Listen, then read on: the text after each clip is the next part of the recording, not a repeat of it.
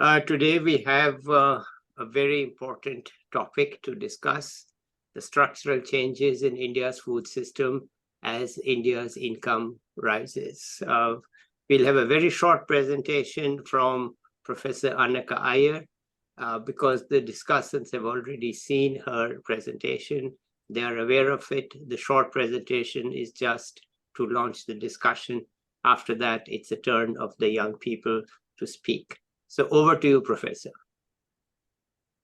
Hi, thank you so much, Subodh, for having me on your show. It's a real honor. The first time I came, it was a wonderful discussion that you set up with me with students and graduates, and I'm really excited about talking to all of you here. So hi, Yashveer, Alan, Anushka, Paul, and Sunaina. Really excited to hear about your thoughts on the topic that I will present.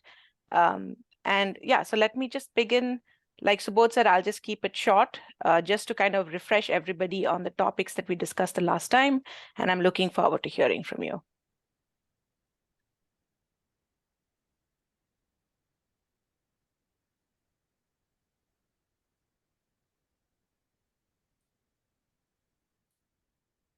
Okay, just a quick recap about me. I'm a health economist and an assistant professor at the Department of Community Development and Applied Economics at the University of Vermont. I've worn many hats before. I was an assistant professor at the University of Nevada, Reno. I was a postdoctoral associate at the Tata Cornell Nutrition Institute for Agriculture and Nutrition. I completed my PhD at the University of California, Riverside, and I worked as a policy analyst in India. And in my research, I have been contributing to and I have been building on research that explores the intersection of health, agriculture, and development. And my two topics of interest are on food security and healthcare access. So if you want to know a little bit more about me, you can access that QR code I have. It'll take my. We'll be talking about my book, Transforming Food Systems for a Rising India. So this book is co-authored with Prabhu, Matthew, and Andalip, who are based in Cornell. And if you're interested, you can download the free copy of that book. The QR code is attached over here. So let me begin talking to you a little bit about the book itself. So the book starts with thinking about what are some food system challenges for the future. Here are the following challenges that we think are important to address. A food system that caters to nutrition security for everybody in India. The first thing is that while we have done a great job of increasing incomes and increasing per capita across the country, there has been a divergence in growth, and that has led to different states growing at different levels. And consequently, welfare and nutrition challenges have now begun to differ quite drastically by the state. So that's point one. A second food systems challenge that we identify is that in India, we have growing populations. Incomes per capita, as we know, are growing. We are becoming a more urbanized society. And consequently, there is a larger demand for diverse diets. And this is the projection for the future as well. The third food system challenge of our book is on supply. So supply is currently very commodity-based. We're still growing rice and wheat as the main crops. Consequently, over time, we have come to understand that the Green Revolution was good, but it has caused some negative environmental impacts. And along with climate change, which threatens to impact our agricultural production in the future, we have to think about our supply side or agricultural production as a food system challenge as well. In terms of the nutrition side of things, we are now moving from a society with undernutrition to obesity, and it's happening as we speak. Here, the food system challenges is that undernutrition and overnutrition in the country seem to differ quite drastically, both across states and within households as well. So thinking about tackling the nutrition challenge requires us to take a state-based approach on which nutrition challenge is key and how should we tackle this going forward. With regards to safety nets, our current food safety nets need to evolve so that they capture the new challenges for growth and the nutritional needs of people.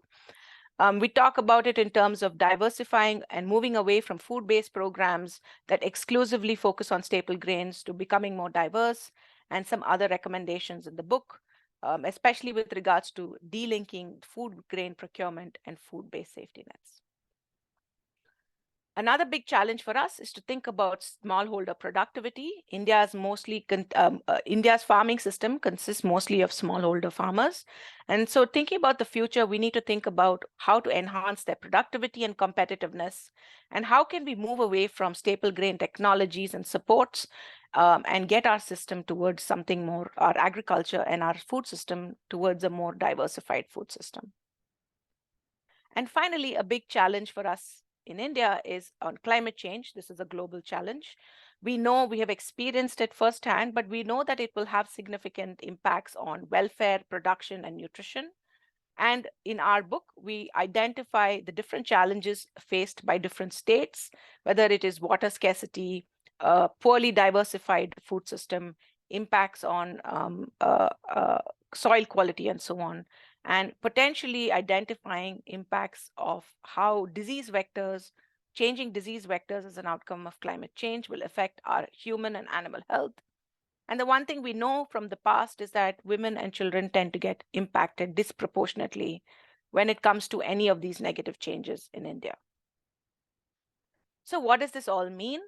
The book basically summarizes this as the following. One, we need to move away from this one-size-fits-all policy because it will be inadequate if we want to deal with the intra-country diversity in growth patterns, and if we want to manage India's nutrition transition through food system diversity. Another thing is we need to think about how to cater to rising urban demand, and this could lead to potentially new opportunities for small farms. One suggestion is to move away by diversifying the food systems and developing market infrastructure to link non-staple production at farm level to urban demand. We can actually increase rural development as well. And also thinking about delinking food grain procurement from food safety nets may be crucial for enhancing food system diversity. Finally, thinking about aggregating small farm into producer groups to reduce transaction costs may provide us the link that we need to increase rural farm prosperity, and then also consequently thinking about what kind of biotechnologies and agricultural innovations may be needed to enhance climate resilience. And many of these points that we talk about here are easily implementable or easily extended to understanding growth stories across the world as well. So this is our food system, multi-sectoral food systems approach, in which we envision a system where we have more diversified production, we have reduced malnutrition of all kinds, and we have enabled greater structural transformation. Our food system is fundamentally designed on the principles of having a just distribution, having efficient allocation, and producing agriculture at a sustainable, or food at a sustainable scale. And I think the one thing that our book, and especially is relevant for young people who are here today to think about, is what sort of intergenerational responsibilities do we have, not just my generation, Subodh's generation, or your generation, on the current food system and how that impacts us, but how do we think about future generations who come after us when we're thinking about a more food system? With that, I'll just end over here. This is my office that you can see right up top here. That's Vermont right down there. If you're interested in a PhD, I'll just make a plug here that the CDAE has a program on sustainable policy development that if you're interested in, we'd be happy to meet new students at. Okay, thank you, Subodh. Thank you. Thank you so much. Let me not hog time. Sunaina, please. Yeah, thank you so much, sir, for inviting me to this discussion. I am very interested in the topic that is being discussed. And about me, I'm currently a final year master's student. I'm pursuing master's in economics with a specialization in environment and resource economics. So this topic is actually related to my field, and I would like to highlight some gaps and followed by some questions that I have. So continuing with the concept of food grain diversification that you added, ma'am. So, if we talk about transforming food systems in India, one point that I would like to make is, are we considering the demand and supply per state? So, for example, the agricultural led state, that is Punjab, and in Punjab, the demand patterns are not towards rice. So, they do not like to consume more rice. They consume more maize, pulses, oil seeds, and like that. But if you consider the production in in Punjab, 75% of the agricultural land for rice is in Punjab, whereas the demand is not balance there. So what they do is they import maize and all other crops for sustaining their demand. So somewhere there is a gap between this, and if we move towards crop diversification, we need to consider that Punjab also exports rice to India and many parts of the world. So if as a policymaker, if I implement a crop diversification in Punjab, don't you think that it will impact the, what about the other people? So do I shift my production of rice to other states? Is that a viable solution? Or like only just focusing on crop diversification, is it a good solution at the moment, like considering other people who are dependent on rice, if on the staple for their staple food consumption? And also for the problem of India experiencing undernutrition to obesity, so does this relate to the problem of um, the quality of food crops? Like now we are not into much of organic farming, we're now more using more chemical fertilizer, so the quality is being degraded over the years. So is it like the quality of food has degraded, that is why if you're consuming more of the food, or you are just focusing on the dietary patterns, like if I'm consuming more rice, I'm more susceptible to gain weight, or if I'm consuming millet, I'm more healthy as a person? So in that sense, is the book focusing, or is it also recommending like adopting organic farming to just make the quality of the food crops better in the long run? And lastly, this is my last point, that for the technology aspect that was mentioned in the book, so if we are saying that we are adapting more sustainable technology into the agriculture sector, like if we focus on the happy seeder machine that is in Punjab, it's quite expensive. So the farmers are not adapting it as in their fields. So does the concept of sustainable agriculture feel more far-sighted at the moment? Like, are there a lot of problems that are going in the states of India, like not the aggregate picture but within states, if we are considering? And the idea is, like, I really like the idea of involving economic incentives, like you mentioned about health insurance in your previous presentation. So they are offering health insurance for a healthy food crop farming, I think. So that is a good initiative, but do you think that given all the problems that we have, is it possible to achieve it right now, or is it like a far sighted step? So these are some of the points that I would like to mention from my side, and the questions. Okay, so maybe I can just respond to some of these things. Thanks, Sunaina. These are all important points for us to think about. Now, generally, when we think about development, development can't happen overnight. We have to think of it more in the medium term and the long term. So part of the reason of this sort of the framing of the book is not about can we reach this tomorrow? It is about how should Yes. we be thinking about the future? What does 2030 look like? What does 2050 look like? So we have a much, much longer time frame in mind. The second thing that you made about Punjab and the current food system in Mm, Punjab, the mm, agricultural production system, let's focus on that. mm. So, as you also may know, as an environmental resource economist, you are probably learning about how Punjab is facing water scarcity, Yes. right? Yes. And one potential reason is that are we overusing groundwater in order to grow Yes. these excellent amounts of rice crop that Punjab grows? Now Mm. we know Punjab is a very fertile land, right? Yes. And it's entirely possible that we can imagine a cropping system in which Punjab produces more diversified crops that not only cater to the needs of Punjab, but also Mm. potentially cater to the needs of India. So here you might want to think about things like, can we use multi-cropping technologies? Can we think Okay. about sustainable intensification in the context of multi-cropping technologies?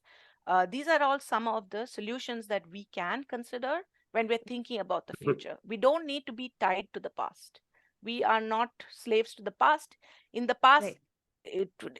when the Green Revolution started, if somebody said, "Can India do this?" We don't have the institutions.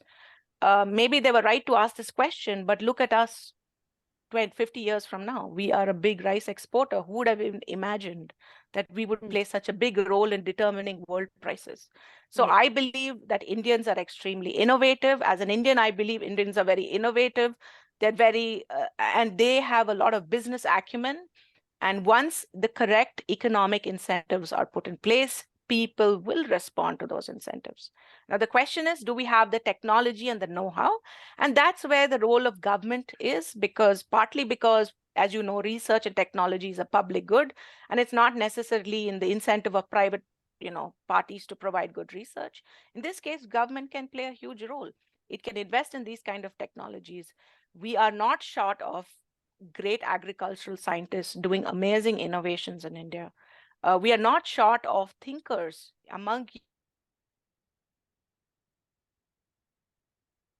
We can't hear you anymore, Anaka. We can't hear you. At least I can't hear her.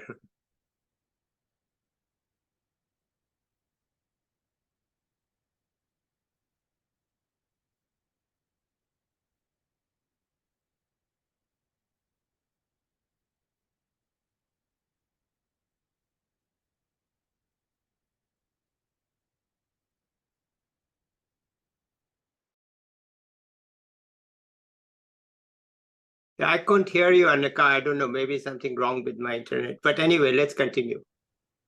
So I'll just quickly summarize. So I think there's a lot of possibility for change. On the health and nutrition side, some of the reason why we are seeing so much increase in obesity is the food that we eat.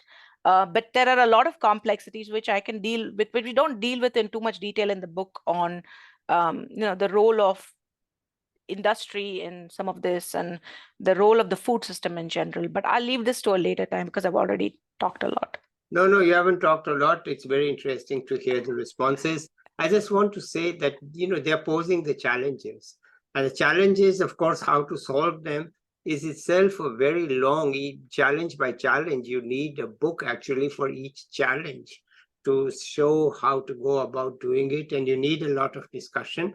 And that's what I hope will take place here. We don't have answers to everything, but we need to first pose the challenge. That is really the crux of the matter. Once you understand what the issue is, especially for young people, they can think about it and write papers on it, or if they're not involved in policy. Anyway, let me not talk. Anushka, please. Good evening, ma'am. Good evening, sir. Thank you so much for this opportunity. My name is Anushka, and I'm currently pursuing a master's in economics. So basically, ma'am, I felt that there were some points which I really liked in the presentation.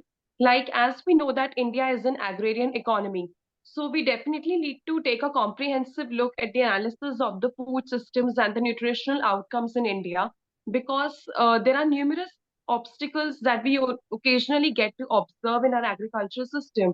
And I think that this food systems transformation that was implemented has been implemented with this goal of achieving a nutrition secure future in India through the adoption of diversified production systems. And this has eventually resulted in a significant improvement in the health that has raised the nation's overall productivity.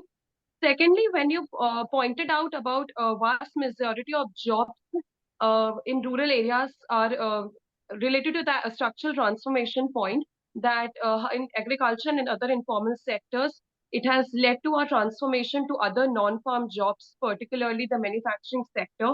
So I think that is something which I really like, because as we have also studied even in our academics also, that structural transformation is something that transfers surplus labor from agriculture and other informal activities to non-farm jobs.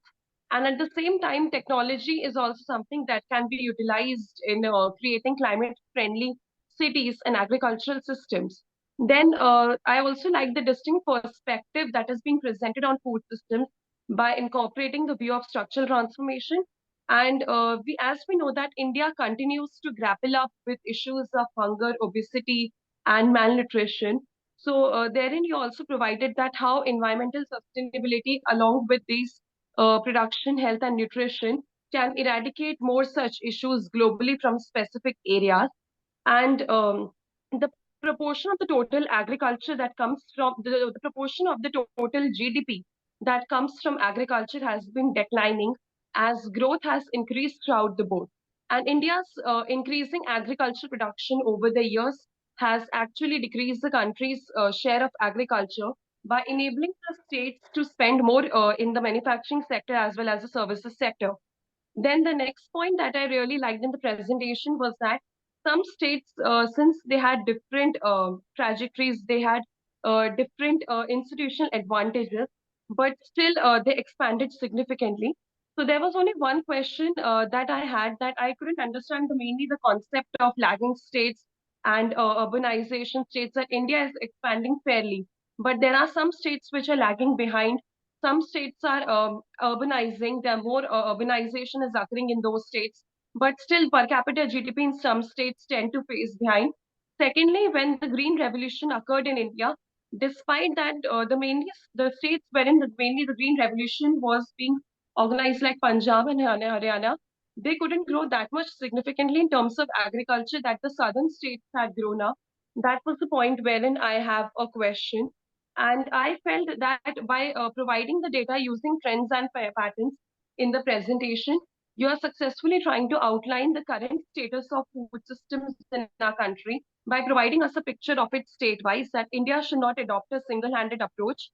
Rather than we should have a multifaceted approach to address these issues which are deeply intricated and which still persist in the country related to healthcare systems and malnutrition systems. So that's it from my side. Okay, thank you, Anushka. Thank you so much. Yeah. Thank you, ma'am. Yeah, so thank you for so much for, I think, highlighting the environmental aspect of our book. I didn't have too much time to spend on each of these, but this is something we cared about to try to represent across all chapters, as well as do some policy recommendations on how we think the environment might play some role. On the points that you made about the structural transformation and why that has differed across states and why states have done the things that they do. There's also some of these larger global discussions that we need to have, which we don't really talk about in the book, but I think it's an important point that you bring up, which is that, for example, while Punjab had a comparative advantage in producing rice and decided to become the big rice producer, Tamil Nadu, on the other hand, could have easily done the same thing. Tamil Nadu also produces a lot of rice, but they decided to focus a lot of their efforts and their comparative advantage on human capital development and skill building in the manufacturing sector. And what they did, Tamil Nadu per se, is that they joined the global global competition in terms of that comparative advantage. When I say Tamil Nadu, I should say the southern states to be little more broad, and decided to invest skill building towards catering to global demands on whatever industry was growing, services and so on. So even though Tamil Nadu could have had the exact same trajectory like Punjab, the leaders of Tamil Nadu just decided that they would move in a slightly different direction, invest in human capital, invest in skill building for the manufacturing and skill services sector, which kind of got Tamil Nadu and Karnataka on the global stage for manufacturing and services, while Punjab continued its comparative advantage in production of rice. So Punjab is a global player. It's a global player in agriculture. Tamil Nadu is a global player. Karnataka in manufacturing. Karnataka is a global player in services industry. And these are just because the particular leaders at that point of time looked at their states. They said, oh, what are things we are good at? What are the things we have comparative advantages at? How can we build global relationships? And some of these decisions have ended up benefiting these states. So there's also like a larger, and I think an important point that I think will also link some of Sunaina's points is we have to think about, so one thing is about states having comparative advantage. And because India is so big, India is not a small country. India is so big. Each state has a comparative advantage, not just in comparison with its global competitors, but also across the country. And these are some of the reasons we had some states developing strong agriculture sector, some states developing manufacturing, some states services. But on the other hand, the thing about comparative advantages is that when you have policies like staple grain policies that constantly only keep encouraging people to grow rice and wheat, places like Bihar, who could have had maybe more millets, who could have had a comparative advantage in organic food production, fresh fruits and vegetables, they got locked into the same staple grain as well. Their farmers also wanted just the staple grains, right? Because you would get a minimum support price. So it ended up being counterproductive potentially for Bihar, who could have invested had there been no, we need support prices. Fact of the matter is, if we want to be a global player, considering how much the US subsidizes commodities, we have to have subsidies. But the point is, if we have only one type of subsidies, we create these inequities within the country. So we have to think more broadly about trying to help states identify what they are good at and get them to invest in those particular categories so that they can become global players. And as I've said before, Indians are extremely innovative. We are today, everybody knows where India is. Everybody knows what India is doing. Everybody cares about policies that we make. We are in the forefront of the WTO and the GATT talks and so on that we have, the trade talks that we have, partly because we are now a very key economic player in the G20 as well. So it's possible. It's not as if it's impossible. It's just that we have historically created some disadvantages that have got some states stuck on a lower trajectory, and we have to focus on breaking them out of it. And I'm very sure if we did, these states could easily catch up to the rest of India. Okay, thank you. I just want to pick up one point there, and that is also in my overall, it's not about her, this is about subsidies. We need to think much more about subsidies than we have done. We don't teach subsidies in our courses. Subsidies are not in our textbooks because we think a subsidy is just a tax with a minus sign in front of it. So we don't actually have a chapter on subsidies. But in the Indian context, it's very, very important to think about what are you subsidizing, why are you subsidizing it, and what is the implications of those subsidies and how should they evolve in the future. So those are questions which I think go beyond just this. These are questions everywhere. Are we locking ourselves into a particular system? And for example, one of the recent criticisms is that by subsidizing higher education, we have actually squeezed elementary education. We have IITs and IIMs and so on, which are world-class, so to speak, but our elementary school system is no longer viable. I mean, we produce ACER shows you that the elementary school is terrible. So the system of subsidies has to be thought of. Okay, so sorry to talk so much. Let's go to Yashveer. Hello, Professor. Actually, I agree with every point that Professor made, and there is nothing more to agree. Just to add point, I also really think like there is a more and more need of diversification in India. Just not depletion of groundwater. We have also seen like district like Bhatinda, Mansa in Punjab have seen such a huge rising cancer cases in India, just because they have been continuously growing paddy. And it's not natural, like the way Bihar and Tamil Nadu could have grown paddy, they wouldn't have like motivated to do that.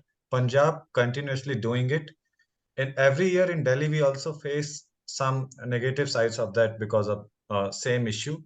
Stubble burning is one of the highest in Punjab, just because of this, because they are continuously growing paddy, which they could have been not motivated to. Also, I had few questions. Due to some my time constraint, I haven't gone through last presentation, but I want to ask few questions from Professor. I come from Bundelkhand region in India, and it's also an agrarian region, totally agrarian region. When we see farmers there, when we talk to them, the main issue why they don't diversify, why they are sticking to their old cropping pattern is this, like what I have experienced in a way. A lot of farmers, they send their children to study outside. When they come back or whatever, when the children come back to the region, the cropping pattern they learn is similar to their parents. So whatever their parents are being cropping since many years, children take up that thing and they continuously grow it. Second thing, they don't want to take risk because they are not being trained to grow multiple crops. They are not risk taking in a way that they can put up their whole year's income to uh, kind of test their knowledge that I will grow some other crop this year. And third thing, I have seen a lot of farmers there, they don't want to continue farming. So there is this no role models there in farming. And from policy side of that, I can see a lot of government. We have known this fact since very long that 86% or 87% of Indian farmers are small and marginal. But when we see on ground, a lot of them are laborers. A lot of them are farmers who try to go out and look out for jobs. They have small land, very small land, fragmented land in village, but a lot of farmers who are stuck in farming are middle, like who have like kind of medium area holding, not small. So my question is from Professor is that how we can incentivize farming for these medium landholding farmers, how we can train in a better way. Third thing, I also want to ask you, Professor, that we have tried to test e-mandi kind of schemes, which also provide farmers that they can sell their goods to any part of country and where they are getting better rates. But since just through knowing that in certain mandi they are getting high rate, it's not become cost viable for them to sell in that mandi. They don't take their goods and sell there. They can only sell like neighboring districts, their goods to neighboring district, not far away.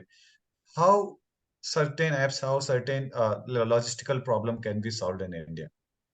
Thank you, Professor.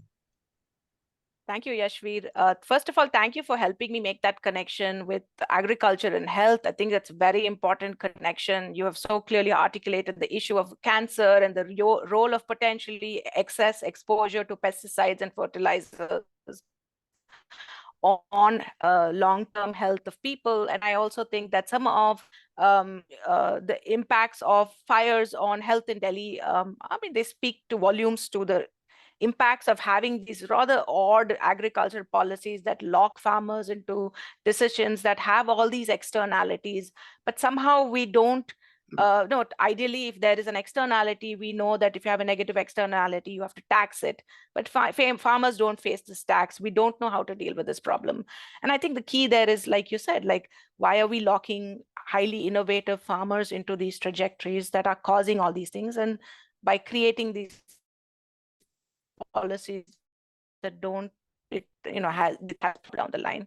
The second thing that you made a very good point about, which is also something we discuss in the book, is on smallholders. And I think this links back to Sunaina's point, which I didn't quite address on credit, right? So one thing is that, as you mentioned, now we're having a more skilled workforce. So you talked about people coming back with education, right? They're coming back to farms. Now, as you know, it's entirely possible that people with education can create more productive farms.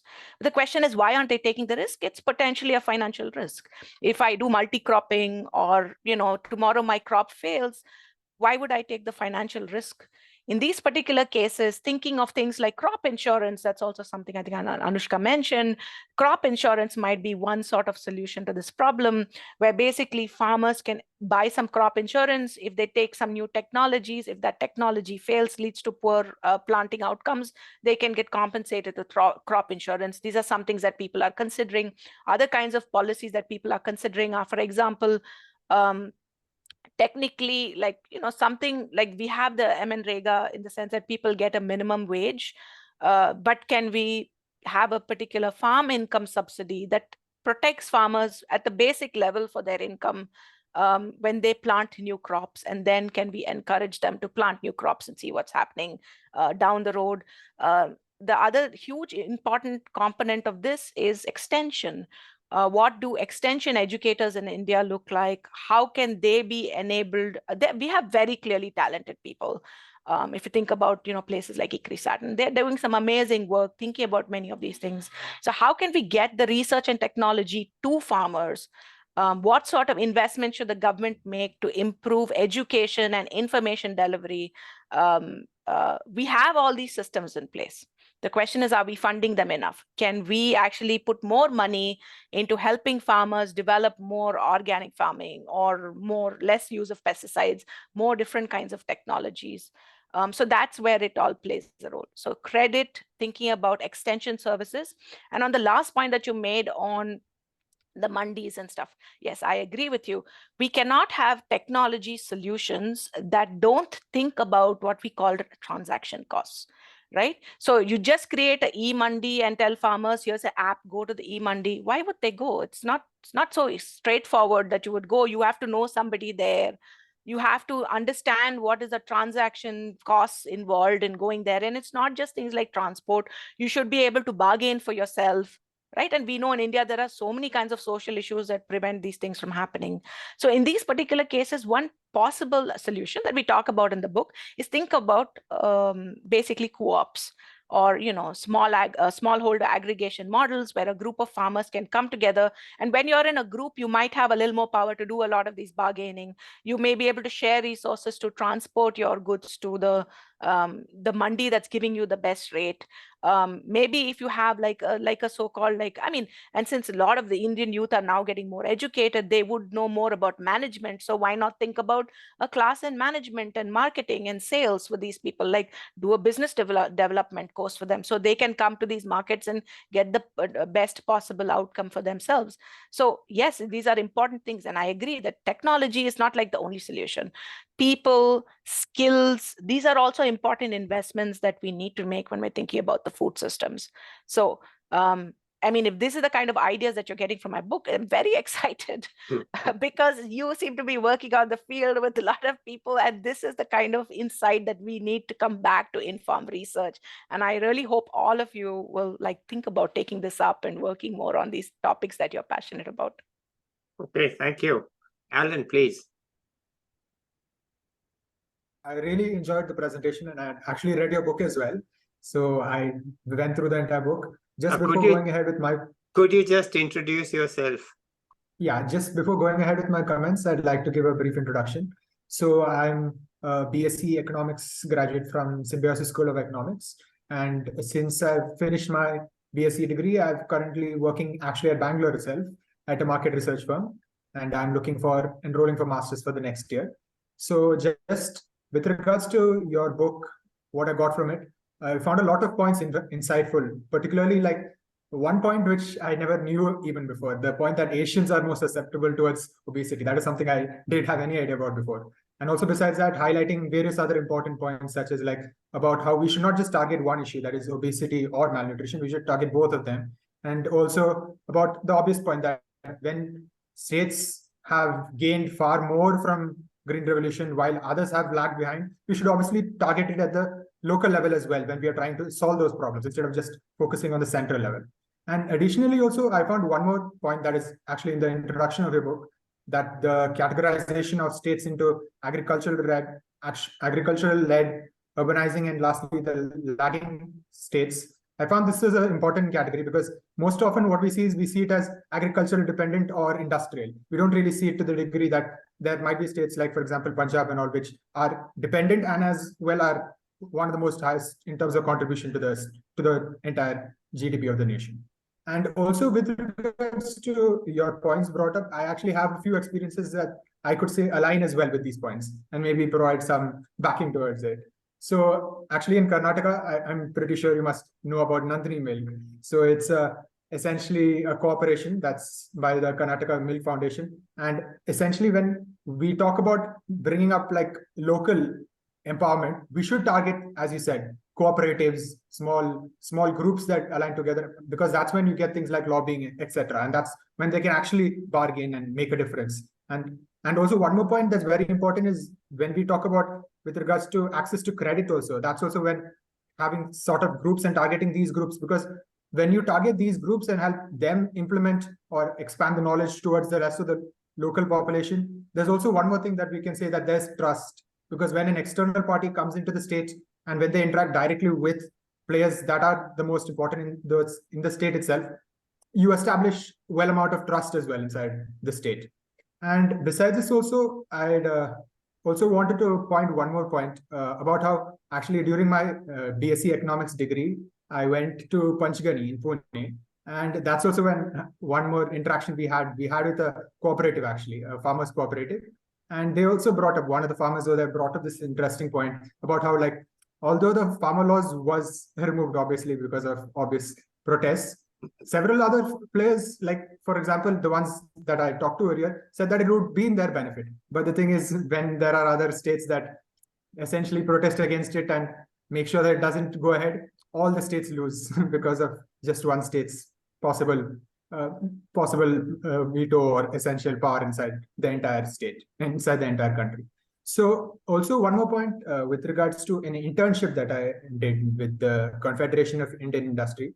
So with regards to this, I also conducted like research into machinery sector and how India like has a scope inside the machinery sector with regards to a variety of things, and in particular agricultural machinery. I understand that obviously several other companies such as John Deere and Kubota that are based in India, in terms of other like construction, for example, India it really can't compete at that level yet. But Mahindra tractors, for example, and when we essentially target, as you mentioned, local stakeholders, provide them access to credit, there's also scope for them to rent out tractors. That's also a common seen pattern. So this is also something that can happen. And besides this also, as you mentioned various times, technologies such as hydroponics, for example, I just like to add, these are also things that can be tapped into in the future. Obviously can't at this stage, but it should be considered. And just a few like questions I have, just 2 or 3 questions that I have towards you. So like, can you detail a bit more about how like we can implement like climate resilient crops, or in particular, maybe just improve rainfall prediction, because that's the biggest problem. Essentially, most of the farmers in the entire country are dependent on agriculture. So if we can improve like rainfall prediction, as well as like make crops more climate resilient, that also can have far greater improvements in the future. And also with regards to India and how it's an important player in the entire globe currently, I agree with that entirely, because now we can see that essentially when India banned exports of wheat, it had an impact on the entire set of countries all over the world. And also with regards to one more recent development, that's India actually inviting the African Union to the G20. I think that this also shows that there is more possibility for India to gain goodwill of other countries all over, not just in Europe or in Africa, but actually every single country in the globe. So with increasing food uncertainties, such as through Russia-Ukraine war, etc., many countries will be looking towards India actually as a very important partner. So these are just my contributions. Thank you, Alan. Anaka, please. Thank you, Alan, for this. It was a really great set of points, that really broad sweep, thinking about food systems, India's position as a global actor, but more generally, the kind of policies we should be thinking about. I want to just stress on a few things that you said, because I think those are important and they connect across some of the discussions that we're having here. One is that thinking about climate resilient technologies, especially for smallholder farmers.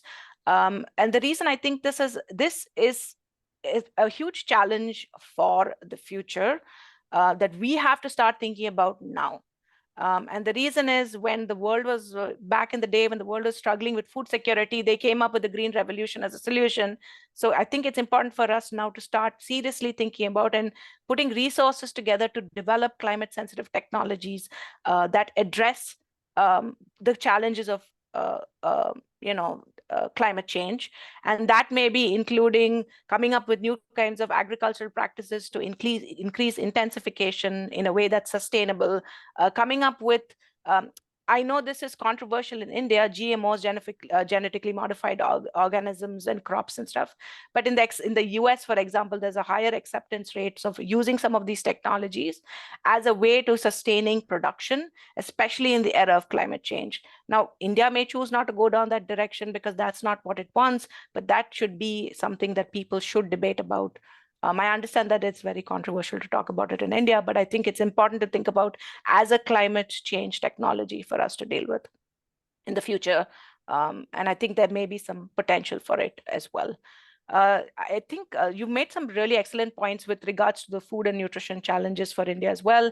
The main thing I'll say to that is that the key thing that Indians are actually, well, South Asians are actually vulnerable for is non-communicable diseases. So that's like diabetes and heart diseases at lower rates of, so basically at a lower BMI compared to other groups, they're vulnerable. What that means is that as we are thinking about overnutrition, we also have to be thinking more broadly about things like the health system.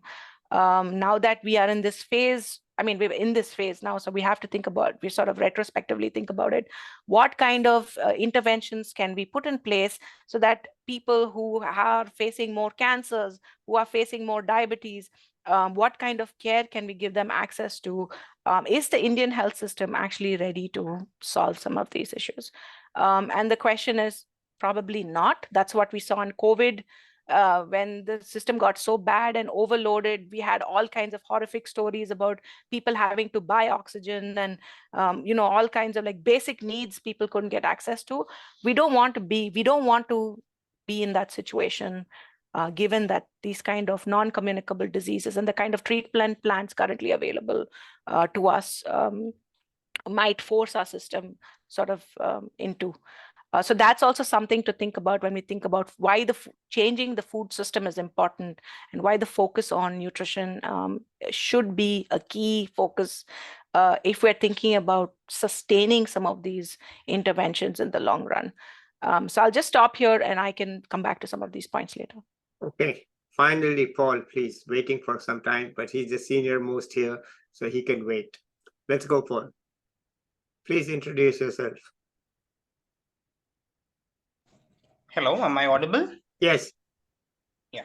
Thank you, Dr. Madhav, for hosting this discussion. And I must say, Dr. Anaka Aiyar's presentation has already left us with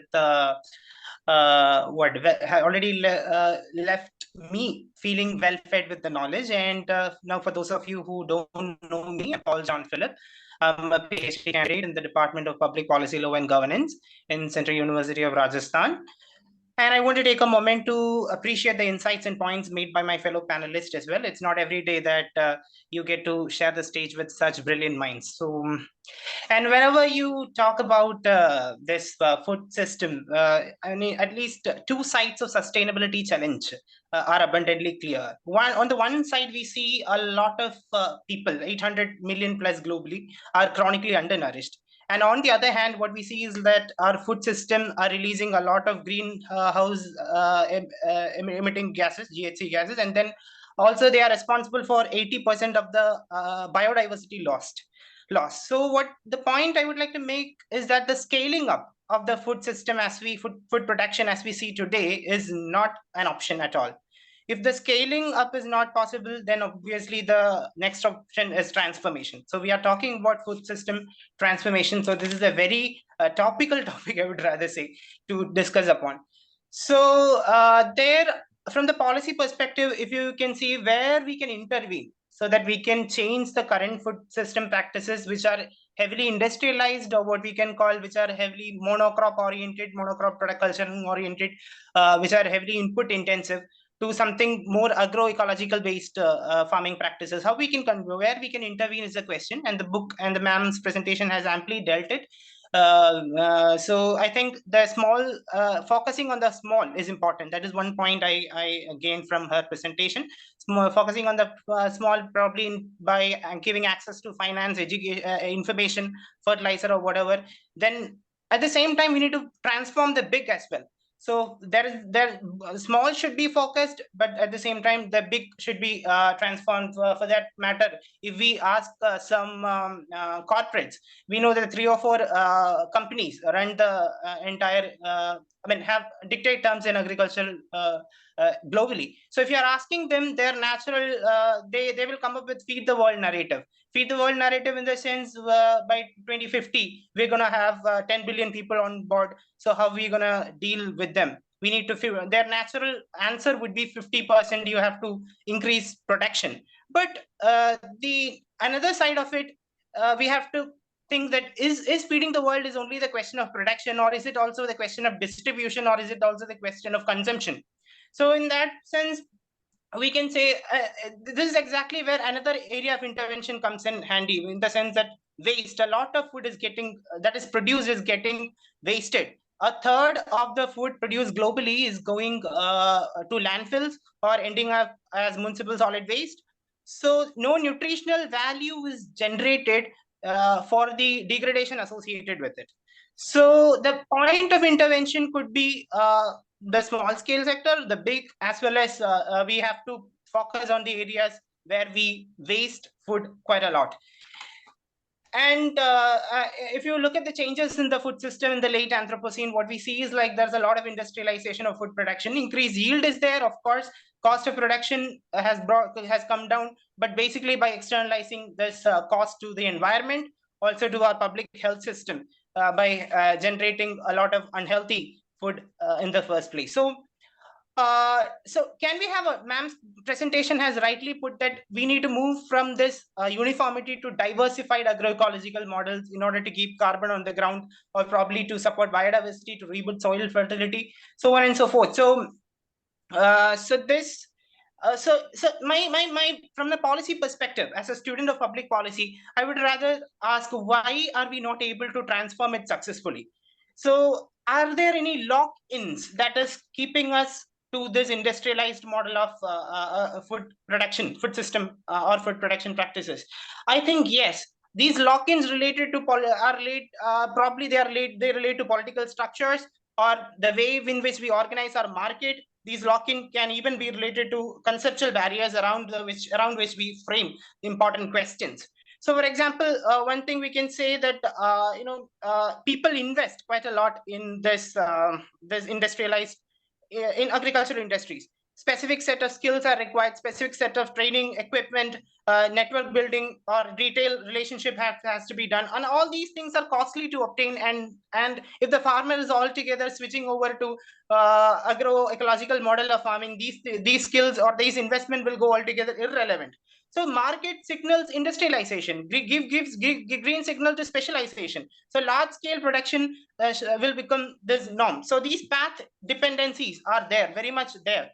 So how do we deal with that? So the question of another sort of high, factors of production like high labor cost or low energy cost. These things are again cementing in this industrialized food system production.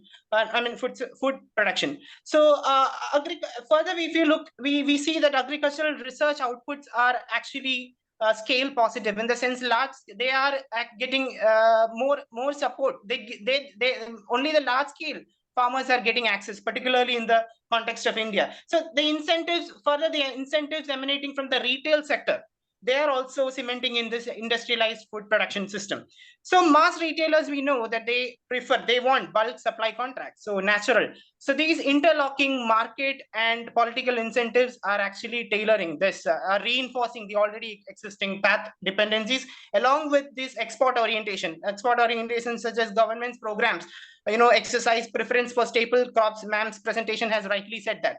So research suggests that policies are shaped around animal feed supply chain, whose final output, probably the meat or the dairy products, they do not reach the countries that produce it. So export orientation is very much there on board. So these lock-ins, be it in the form of export orientation, be it in the form of path dependencies, be it in the form of feed the world narratives, or be it in the form of short-term vision, like electoral cycles are there, which is actually, can cause these policy problems. Could be cementing in this one. Could be hindering our transformation to agroecological model of this food production. So to conclude, I can say that we need we need to know we need transformation in the first place. So where we can intervene, we have to focus on the small, as ma'am's presentation has said. We need to reduce the waste. We need to probably focus on the big also, to some extent transform the big rather. And finally, even on the consumption side, we need to come up with behavioral changes. For that, what are the tools available for us? Governance, of course. Technology plus approach, as ma'am was rightly saying. Technology alone cannot solve the problem. Technology, governance, finance and behavioral change can bring the what we call as this food production practices onto a sustainable trajectory. Yeah, so thank you very much for this opportunity, and thank you for this insightful book, madam. Yeah. Okay, thank you. Thank you. Paul. Thank you Go for ahead, this. Paul. Yeah, go ahead. Yeah, thanks, Paul, for taking us from the small to the big and the thinking about the big challenges and thinking about the big ideas. Um, uh, Before I will talk a little bit about this, but I just wanted to point out something with regards to what Alan said and what Anushka said that were linked on the importance of different kinds of aggregation models in solving some of these farm-related issues, but also creating opportunities for non-farm growth so that we can not only have an agricultural sector that's robust and people are getting the incomes that they want, but also the non-agricultural sector in which people are getting compensated for good, dignified jobs. And I think that's important. Now, let me talk about the fact that, Paul, it's an excellent sort of summary about what we should think about in the small picture versus the big picture. That was a fantastic, I think, summary of the book itself. I just wanted to add here, let me just open this question out to you and maybe people who are watching this. What is your vision of a nutrition secure food system? I've told you mine, right? But you are the generation that's going to be impacted by decisions taken today more than potentially my generation, right? What is your vision?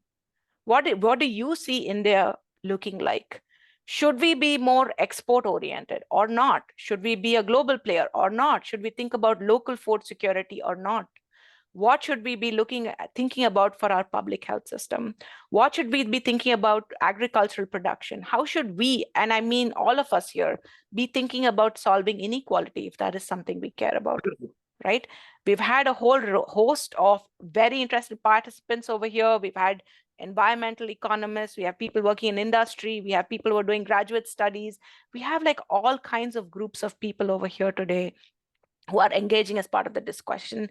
And each of you has a vision for what the food system should look like.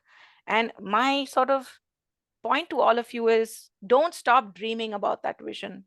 Whatever that vision is, try to make it possible in whatever way that you can. And that's where also the small matters.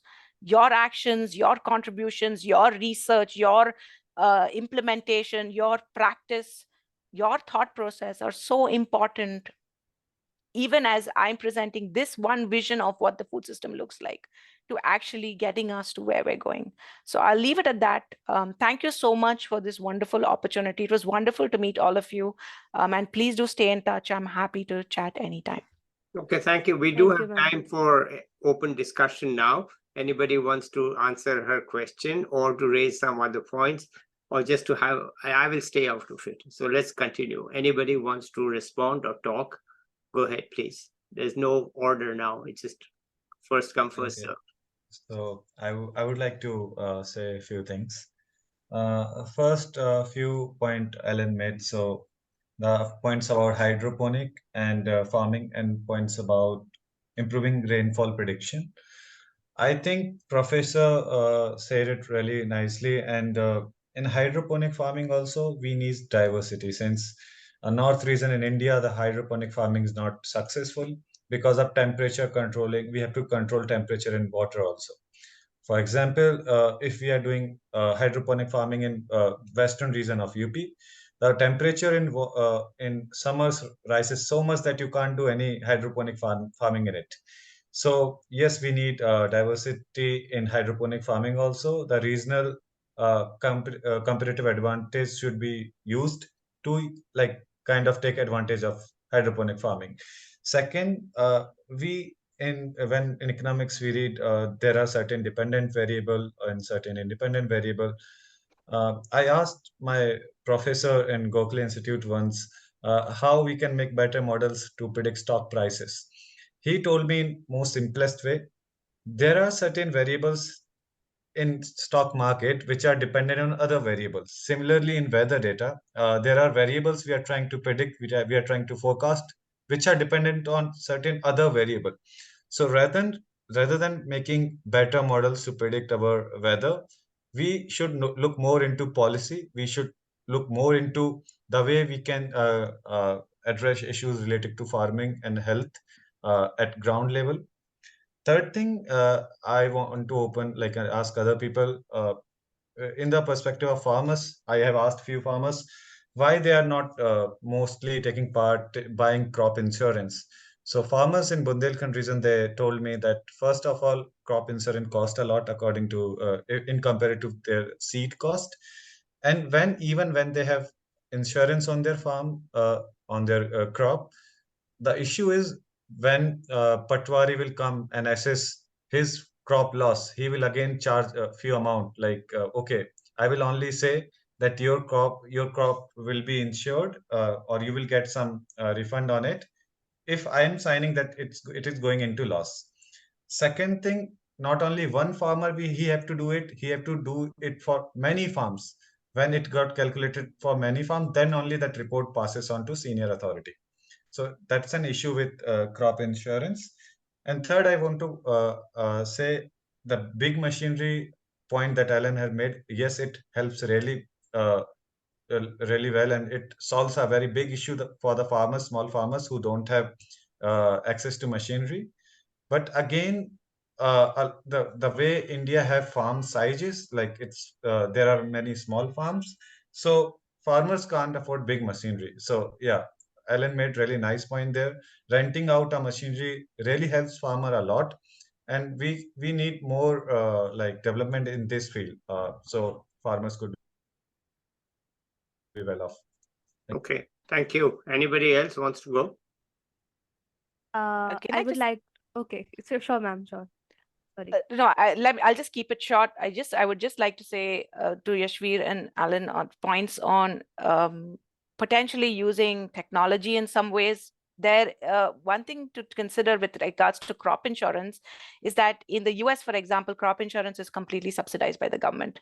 And there's a lot of big data behind determining actuarial values, looking at cropping patterns, or using satellite imagery to determine whether farms are failing and those kind of things with very high, level of granularity that some of these models can go to. So if we think more broadly about the use of technology and data science, which I know India is ahead with, then there are potential solutions that we can think about when we're thinking about farming and such. I'll stop there. Okay, thank you. Sunaina, please.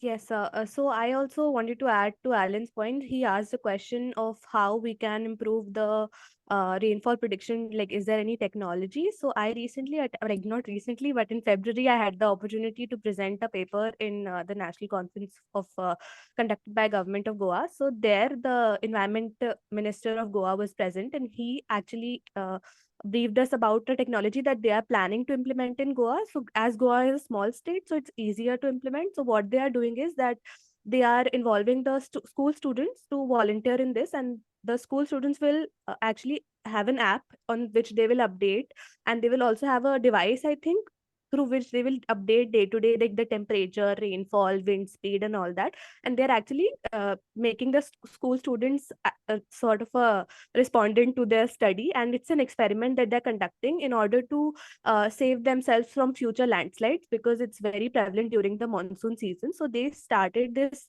in I think May and June. They were planning to start it from May and June so that they can predict the rainfalls and all the landslides or all disasters that may happen. And this was sort of an experiment that was able, I think it will be successful. I'm not sure right now, but they were planning to conduct such a initiative, and it was a very sort of a unique study that I thought, because involving school students will make them more aware of, because they are the budding generation, they are the youth, upcoming youth, which will actually focus. So involving them into the climate saving initiatives was a good point. And also adding to Yashveer's point on why farmers are not willing to take up the crop insurance, I would say that if we talk about the incentives that are available on the alternative crops, many of the farmers are actually not aware. So this was a research that I had read through literature. I found out that they are only aware of the staple crops. Like, if you produce rice or wheat, you will get this or this amount of incentive, and they consider themselves as like the king crops. But when you consider, like, there were a lot of incentives on alternative crops, but nobody, like, very less farmers actually were aware of it. So there is a lack of awareness, I think, from the government side, or from the leaders side, that they are not able to supply the information correctly. And because of that, the farmers feel hesitant to actually imply that in their farms and fields. So I think there is a educational aspect or a lack of awareness aspect that needs to be taken care of when we consider it from a policy perspective as well. So these are my points. Yeah. Anyone else? All right, ma'am. I really want to say, like, one of the big issue, like why farmers don't experiment. It is more like, for example, for certain intern in econ, some people have given certain econ student training that, okay, this is how you ride certain vehicle. Let's say a bike. But in the case of farmers, yes, there are training program that government run. But when it comes to growing, it is more like the programs are not that long. They are just 10 days, 8 days program where farmers get training. And it is equally to like, now you give that particular driver a bus full of 20 people. Now you have to drive this on highway. So when it comes to growing crop, farmers, they are risking their whole year financial, what we say, savings. And then they are being told, now you have to grow certain crop without being giving any risk, that we would say umbrella to save them from that risk or something. And so a lot of farmers, they doesn't try what they are being taught in training programs. Second, they don't have access to these educational or training programs. So yeah, they end up not using insurance as well, not even diversifying their crops. Okay. This is from my experience. That's it. I'm glad that you brought your experience here, because it is ground level truth that we have. Okay. Or anybody else? Yeah, Can I I just just add like to to that? interact. So Go ahead. sure. Go ahead, Alan. Oh, okay. Yeah, so I just really enjoyed the talk so far and the inputs from the other speakers as well. Thanks for sharing them. And yeah, just like mentioned right now, it's true, because when we are sitting here comfortably and we are thinking about it logically, we also, like, actually I saw a TED talk way back. I don't remember the speaker, but it's essentially around this concept of living under scarcity. Essentially, when you're trying to make ends meet and when you're trying to feed yourself, you won't be thinking in the long run. We might be thinking that we should talk about the long term, but they're just trying to survive. So essentially, and also one more point that is brought up recently about, information gap. So as much as we improve the technology, accessibility, credit, if it doesn't reach the people and if they're not aware about the various schemes that they can avail, then that's not going to like benefit. So I think in terms of implementation and information access, yeah, these are the sort of things that also must be done, because if at the end of the day it doesn't reach the final person, they're not aware, the results are not going to happen as well. Okay, thank you, Alan. Professor Aiyar, thank you. Please sum up and then we end today. Before we end today, let me just say that my thought that we could have young people involved in such a discussion has been validated. And I'm really happy to see that we have such hardworking, innovative young people who have read the stuff, understood it, and brought some knowledge and wisdom and questions to it. Thank God I'm keeping out of it. Because if I start talking, it will never end. So I'm keeping out of it. So thank you all. And ma'am, please sum up. Okay. Thank you, Subodh. Let me just pose a few questions to some of you all before we leave that are important. First is, what is your vision for a food system? How should a green supply side look like? What does a green demand look like to all of you? And I think that's important for you to think about. Second is, it's important to be in informed policy with things that are happening on the field, because policymakers can only best learn from people working and who are struggling with some of these questions on the field. Saying which, the third thing I would implore you, and since many of you are researchers in addition to people working on the field, is thinking about evaluating programs. How do you think about these programs? What sort of programs work? What sort of programs don't work? So not just the communication of it, but thinking about, as researchers, how do you contribute to the body of knowledge, world knowledge, Indian knowledge, on the effectiveness, efficiency, equity-related issues around programs. I think this is an important aspect too. And finally, some of you are going to be educators, whether you're going to be educators as parents, or you're going to be educators as a teacher, or you're going to be an educator as a project manager, and whatever your aspiration is for yourself, right? What do you want to be teaching the next generations of what food systems look like? What should food systems look like? And what sort of discussions do you want people to have around you that keeps this sort of, discussion alive, and helps us all get towards that future? Okay, thank you so much. I hope we can have Thank you, another ma'am. such discussion at some other Thank you, ma'am. in the future. For the moment, let's say bye to the viewers. I'll be back with another young person and hopefully with another expert who can stimulate such a discussion where we actually get knowledge and wisdom both together. So thank you all. Let's end it here. Bye-bye. Thank you. Thank you. Bye. Thank you. Bye. Thank It was you. Thank you. wonderful to Bye. meet you. Bye, everyone. Bye.